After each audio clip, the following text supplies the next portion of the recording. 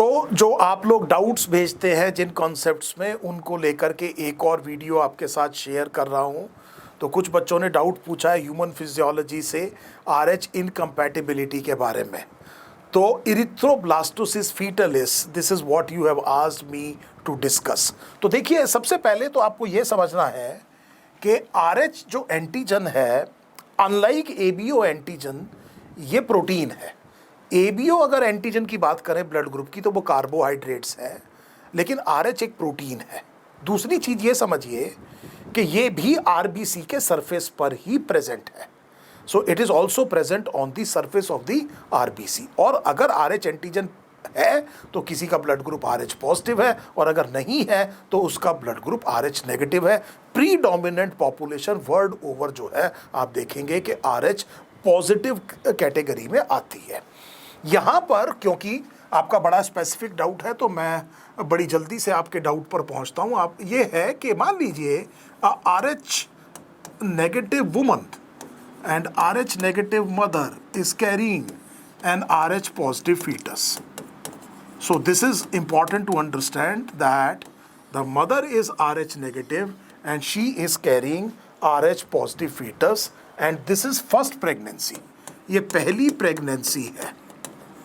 अब कॉन्सेप्ट ये है कि क्योंकि प्रेगनेंसी के दौरान फीटल ब्लड और मैटरनल ब्लड मिक्स नहीं होते, fetal blood and maternal blood they do not mix, ये मिक्स नहीं होते हैं ड्यूरिंग दी प्रेगनेंसी। लेकिन डिलीवरी के टाइम पर वियर एंड टीयर होता है, उस टाइम पर फीटल और मैटरनल ब्लड वो मिक्स हो जाते हैं, and the mother body is exposed to Rh antigen, जो कि फीटल आरबीसी के सरफेस पर प्रेजेंट होंगे। तो हमने ये कहा कि at the time of delivery, mind you, we are talking about the first delivery here, first pregnancy, first delivery, we are saying that she is exposed to the antigen. So she gets exposed to antigen, और अब होगा ये कि उसकी body respond करेगी और इसके खिलाफ एंटीबॉडीज़ बनाएगी, आरएच एंटीबॉडीज़ बनेंगी, इम्यूनोग्लोबुलिन्स भी कहते हैं, and they are belonging to IgG class.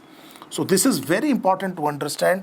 The antibodies that are formed against Rh antigen belong to IgG class. इतनी बात आपको समझ में आ गई. This is what happens.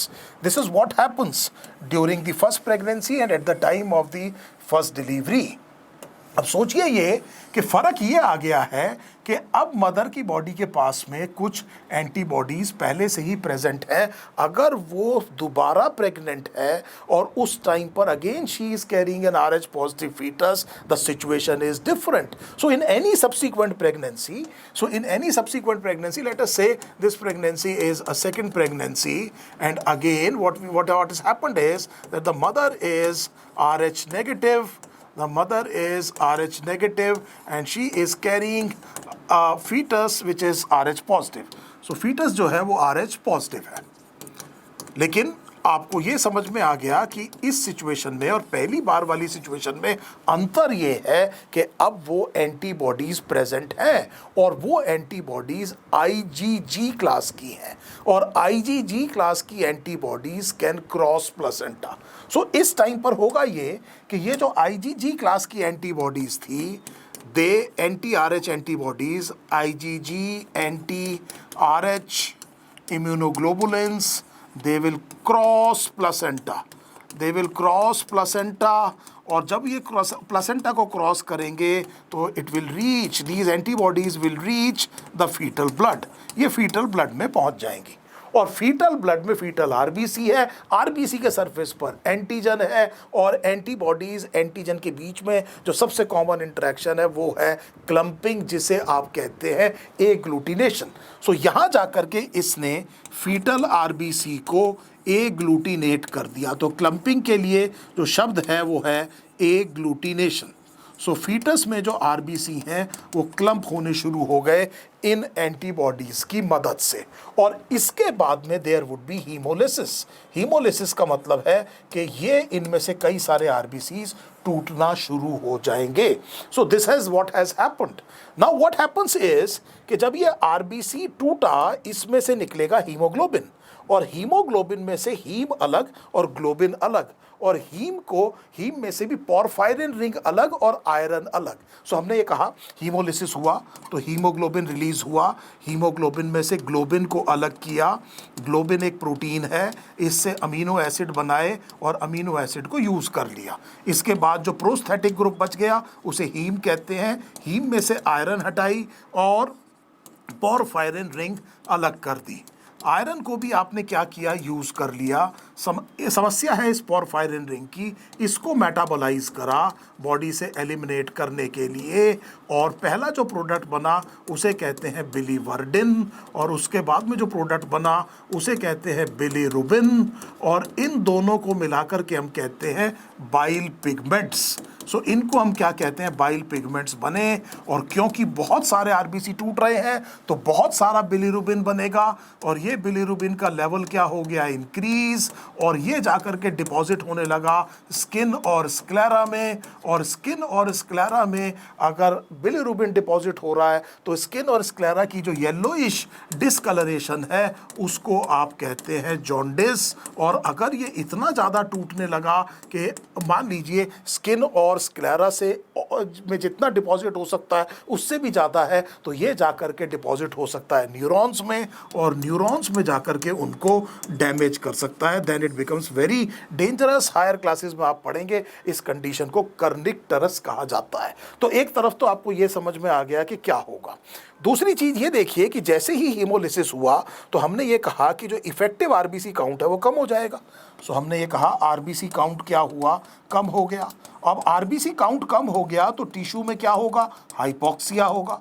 Hypoxia होगा, बड़ा सिंपल चीज़ है। और जैसे ही हाइपोक्सिया होगा तो आपको पता है ये सिग्नल किसके पास पहुंचेगा, किडनी के पास पहुंचेगा, और किडनी रिलीज करेगी एक पेप्टाइड हार्मोन, और उस पेप्टाइड हार्मोन का नाम है एरिथ्रोपोएटिन। और ये एरिथ्रोपोएटिन एक्ट करेगा बोन मैरो पर, ये एक्ट करेगा फीटस के बोन मैरो पर, और ये जो इसकी वजह से जो बोन मैरो है it will speed up RBC production, जिसे आप इरिथ्रोपोएसिस कहते हैं। सो बोन मैरो में आरबीसी प्रोडक्शन फास्टर हो जाएगा इस कमी को पूरा करने के लिए, और जल्दी का काम अच्छा नहीं होता। इसीलिए आप ये देखेंगे कि इमैच्योर आरबीसी क्योंकि टाइम नहीं ले रहा है तो इसीलिए जो इमैच्योर आरबीसीज है उनका नंबर बढ़ जाएगा इन पेरिफेरल ब्लड। पेरिफेरल ब्लड में उनका नंबर इंक्रीज हो जाएगा।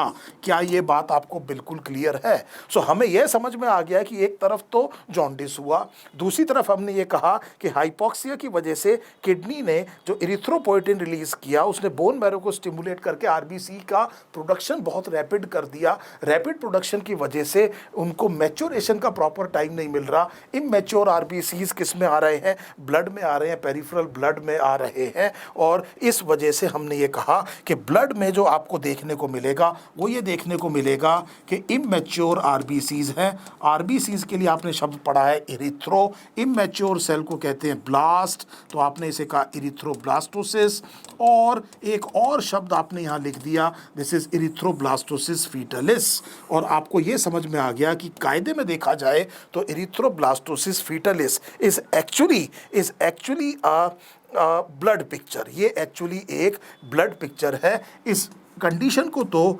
हीमोलिटिक डिजीज ऑफ न्यूबॉर्न कहा जाता है, हीमोलिटिक डिजीज ऑफ न्यूबॉर्न कहा जाता है, लेकिन बहुत कॉमनली हम इसको इरिथ्रोब्लास्टोसिस फीटलिस के नाम से भी जानते हैं।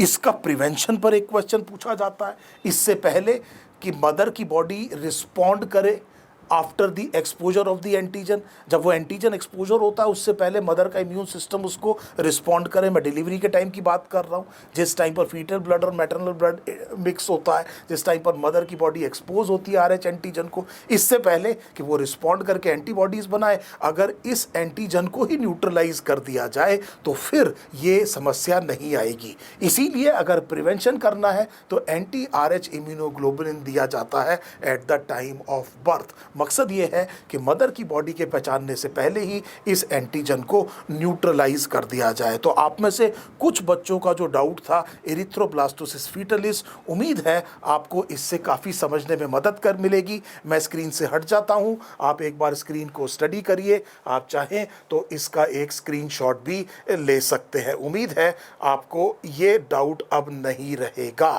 Thank you so much.